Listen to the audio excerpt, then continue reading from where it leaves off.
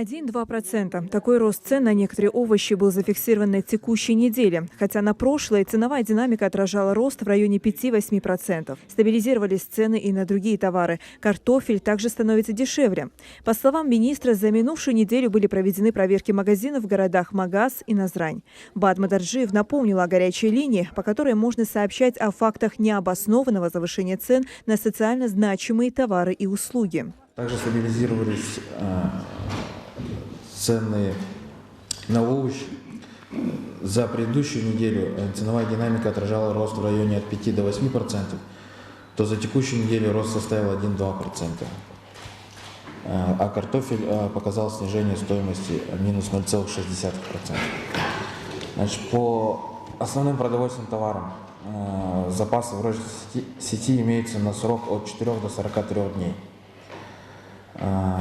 За прошедшую неделю были проведены проверки в городах Магаз и Назрань.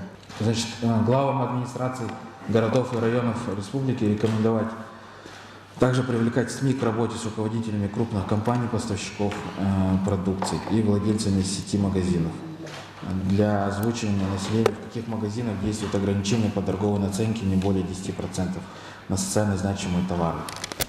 Также закончить работу по организации горячей линии для соответствующего реагирования на поступающую информацию о необоснованном завышении цен. И разместить контакты на официальных сайтах администрации. Минсельхозу Ингушетии организовать доставку на оптовые рынки республики плодоовощной продукции по сниженным ценам. Владимир Сластенин поставил задачу муниципалитетам закончить работу по организации услуги в ближайшее время и разместить контакты на сайтах администрации. Пока горячая линия запущена в Карабулаке, Назране и Магасе. В числе прочего, местным товаропроизводителям рекомендовано увеличить объем реализации продукции на внутреннем рынке без ущерба для качества. По ярмаркам, как у нас Карабулак и Тунесерская был, как прошли ярмарки? Ну, по ценам. Ну все, ну и вот то, что мы съездили с министром сельского хозяйства, там посмотрите внимательно.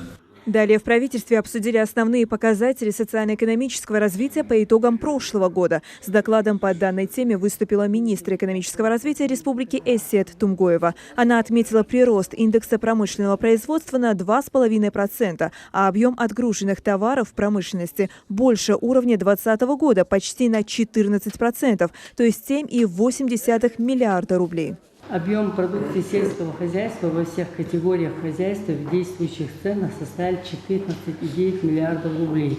Индекс сельскохозяйственного производства стал 118,4% к соответствующему периоду прошлого года, по которому мы занимаем второе место в СППО. Объем продукции животноводства составил 9,8 миллиардов рублей. По сравнению с уровнем 2020 года он вырос на 20%. Росту производства способствовало увеличение производства мяса на 9,5%, молока на 17,8%, яиц на 6,5%. Рост производства продуктов животноводства связан с увеличением поголовья крупного рогатого скота, это на 5,9%. В растениеводстве объем производства вырос на 48,1% и составил 5,1 миллиард рублей. Общая площадь сельскохозяйственных культур под урожай 2021 года в хозяйствах всех категорий по данным заключительного учета составил 56,7 тысяч га, что на 3,1 тысяч гектаров больше, чем урожай 2020 года. В заключение Эссет Тумгоева отметила, что по заработной плате в том числе произошли положительные изменения. Среднемесячная начисленная заработная плата работника по полному кругу организаций за январь-декабрь 2021 года выросла на 3% и составила 31 297 рублей. Хава Султыгова, Ахмед Парчиев, Марина Кадзоева. Новости 24.